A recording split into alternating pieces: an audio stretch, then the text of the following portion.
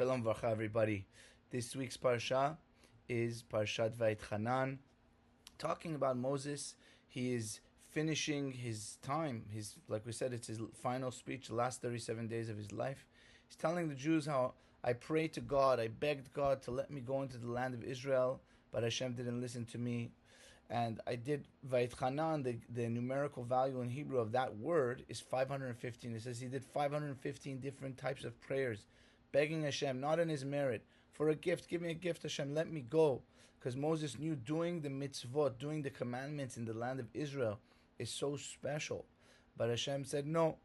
Hashem did allow him to go and see the land. What was this idea of Moses seeing the land? He climbed up a big mountain and he was able to see the land and see the whole land in a spiritual way, that Hashem showed him a vision. What was this idea? By him seeing the land, he was able to elevate the people that would be there, that they're going to be there doing the commandments. He was helping them. So you see that even if seemingly our prayer isn't answered, it still has an effect. Someone shouldn't give up if they're praying and they're not getting the answer that they're looking for. They shouldn't think that, oh, there's no point in the prayers. We don't know what we're affecting by doing these prayers. Interestingly, in the Parsha, it says that Moses says to them, Ki tolid banim, you will have children. And he's talking to the people that are going to the land. He says, you're going to have children and great-grandchildren, and you'll be in the land for a long time. He says, and I know basically at a certain point they're going to lose the excitement of the relationship with God, and they're going to start worshiping idols again, because that was the big deal in those days.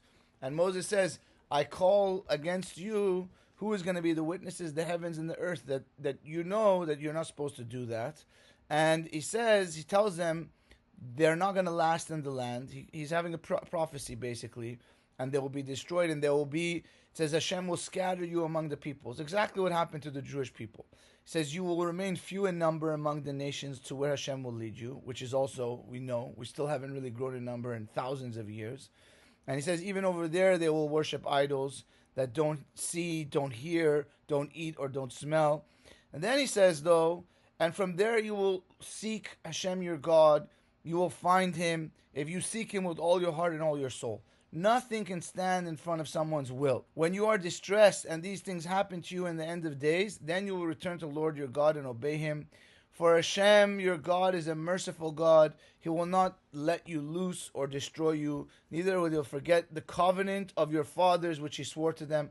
So that's the answer to other religions that say, oh, God broke the covenant. No, it says clearly in the Bible, God will never break the covenant. No matter what happens, we're stuck. He's stuck.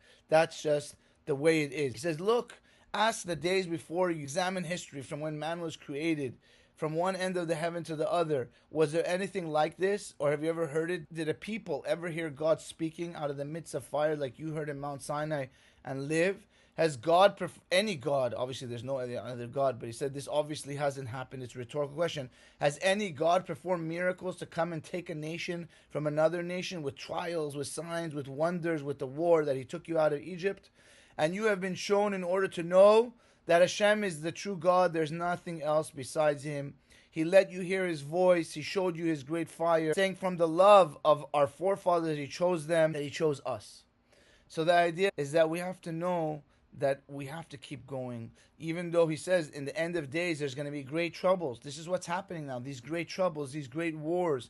Don't give up. God is with us. God is watching us. We have to do our best to do teshuvah, to return to God. And this is what gives power to the side of good. That's our power. That's what we can do. Be'ezrat Hashem, may God bless us in all these matters. Shabbat shalom u'mevorach.